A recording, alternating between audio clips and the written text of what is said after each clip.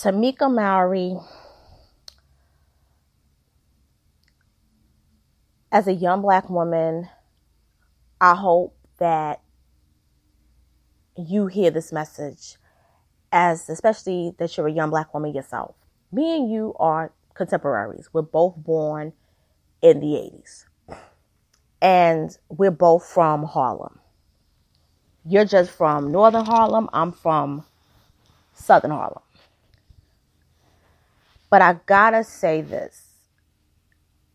You can't be in these coalitions with white women. I know it's harsh. I know that we've been told a different narrative growing up. We thought we lived in a post-racialistic society, but not just Trump is bringing back this racism. However, there are people that have always had those thoughts, and there are people that don't want you in power because they feel threatened by the fact that you are the person, along with the 3 other women, that are getting the shine. This whole thing with Tamika Mallory supporting Farrakhan and forcing her to step down have nothing to do with Farrakhan. It has more to do with her receiving all the accolades, and the person who is the quote-unquote founder wants to finally receive the spotlight, and I'm going to go talk about it, and I'm going in.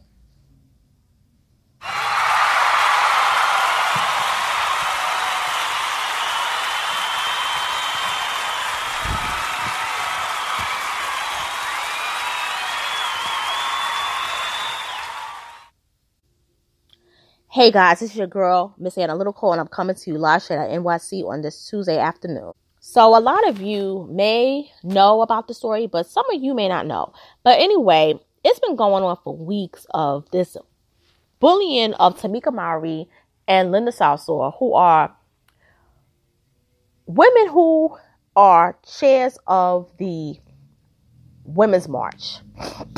And this Women's March was powerful in 2017, and it was basically a response to Donald Trump winning the 2016 presidential election. Let's call it what it was. However, Tamika Mallory became very popular because she was basically one of the women that sat on the leadership team. Now, pretty much a lot of people have gotten the impression that she was one of the people that founded it, but she is a co-chair. It's Tamika Mallory, Linda Salsor, Bob Bland, who was a woman, and no, her real name is not Bob, and another woman, I believe her name, I don't want to get it right, I believe her name is Carmen Navarro. I could be wrong. But I stand corrected. Her name is Carmen Perez. But at least I got her first name right.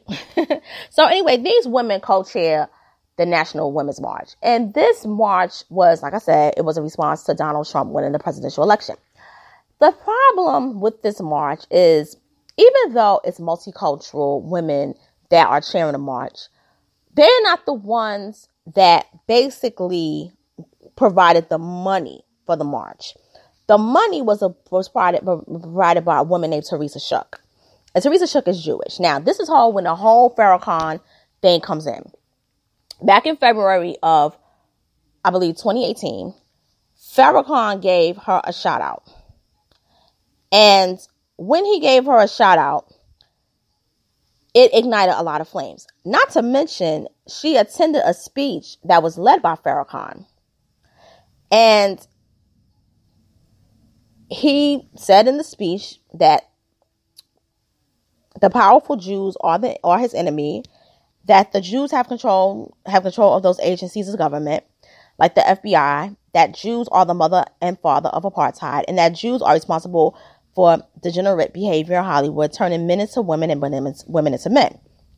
And Mallory posted an image of herself on Instagram with Farrakhan, and she captioned herself saying, "Thank God this man is still alive and doing well.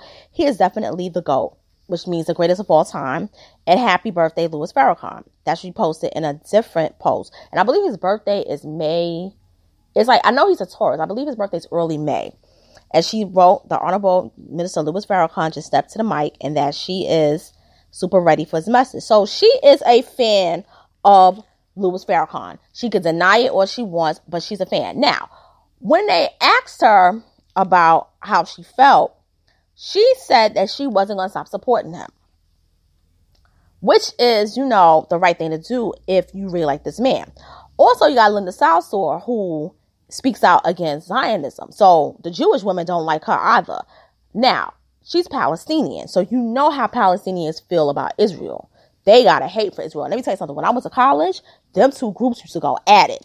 Like, when I mean go at it, I'm talking about boots on the ground, put the fist up. If you got a stick, they would throw things at Jews. They hated them, especially the Zionists. So that beef is real. Now, this is the problem with Tamika Mallory. Tamika Mallory is co-chairing this women's march. And this women's march doesn't speak for anything for black women issues. This march, this is what they discuss. They're basically talking about feminism, which we know they're going to talk about. They're talking about LGBTQIA issues. Now, they are talking about intersectional aspects within social justice, dealing with women issues. They're also talking about racism, classism, genderisms, nationality, and sexuality. But one of the largest supporters of this march is Planned Parenthood. And Mallory explained that they partnered with Planned Parenthood because they provide women with life-saving health services. Now, this is why I feel that some of this is her karma. You know damn well that Planned Parenthood has been one of the biggest enemies of black women, going way back to the early 20th century. That's the reason why Planned Parenthood came about. Planned Parenthood came about, a lot of people don't know this history, and this is the truth. Planned Parenthood came about because the woman named Margaret Sanger didn't like the fact that white women were pulling the coat hangers and taking babies out with coat hangers. They didn't want to keep their children. And she didn't like the fact that all of these beautiful, rich white women didn't want to keep their children. And the fact that black women who were poor were willing to do so. So what she did was she decided to create Planned Parenthood. Now, Planned Parenthood is not called Planned Parenthood. A lot of people don't understand the concept of the word. It's not Planned Parenthood. It's planned. So what that means is that they were already planning the parenthood of black women by sterilizing them. It's a known fact. I looked up this research. I read it myself. She did not want black peasants to have children. So what they would do, they would perform sterilizations on poor black women. Not black women who have money, not black women who were heavily miscegenated, meaning mixed black women. She didn't have a problem with light-skinned black women who are biracial having kids. But the dark-skinned black women, especially the poor ones, she did not want them to breed. She did not like us as a community, as a race. So they would put these Planned Parenthood centers in different urban areas. The first one was actually in Harlem. And these black women would go there thinking that they were getting a checkup, because they would encourage black women in advertisements in different black newspapers to go to this place called Planned Parenthood so that you can basically get a checkup, make sure you don't have any sickness, make sure that, if you don't want to keep having a whole bunch of children, get you some diaphragms, because that's what they used to call them. Right. The diaphragms, because like my grandmother used to use those too. However, what they didn't know is that when they would these checkups, they would tell them things like, oh, you're going to have a surgery. Oh, we see something, when a lot of times, according to stuff that I've read, it really wasn't the case. These women would end up being sterilized. And that was going on. So I have a main issue with her supporting Planned Parenthood. And that's why a lot of this karma is coming at her. Because I do believe in karma. Now, when it comes to Farrakhan, I have my issues with Farrakhan because of the whole Malcolm X thing. I have my issues with that. So I'm not going to go out caping for this man. But what I'm going to say is this. I'm going to need him to talk about white racism instead of white Jews. You got to call all of it out. You got to call all of it out, Farrakhan. If you feel that way about Jewish people, then you got to call out white racism too. The problem is they don't really call white racism out because white non-Jewish racism, because at one time they partnered with the Nation of Islam, did have like a little partnership with the KKK. It was weird. And that's the thing that really ticked Malcolm X off. That's why he originally broke away. They don't really want to talk about that because that's a dark point in history. Also, getting back to Tamika Mallory, when he posted that thing about Jewish people promoting, homosexuality, basically really promoting the transgender movement, she loved it. Instagram, you don't hit a like button, you hit a love button. What that signified was that she basically was being kind of a hypocrite. You really don't believe in what you're promoting, Tamika. What it is that you're doing it because it's going to help in your career.